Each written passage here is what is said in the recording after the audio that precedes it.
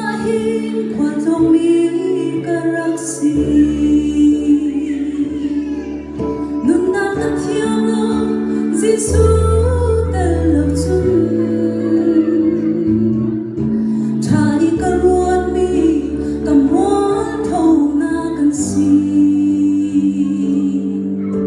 Giêsu nang log in Israel nang ta lo chun nun ka thiam lo patrona ti chu ike kuai ter sin o nang mai ne lo chu nun da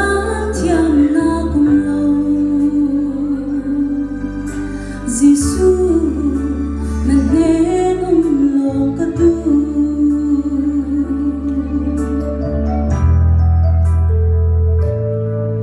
mang song du ruang i atung khun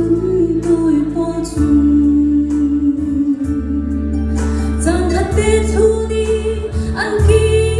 le sa theo ama song du chu ama chang mong pan Giêsu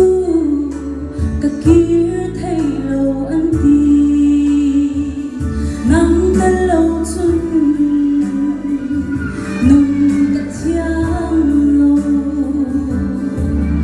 a chu na ti chu ike kuai ter sin o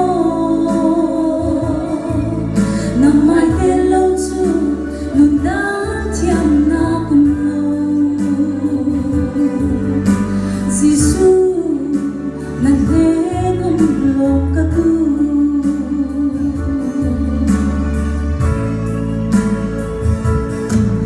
run ti suara hin don harna atam si thi nam ti lian kha kam sang hi nang ngam tei nun da thiam thei na thu thu chu Giêsu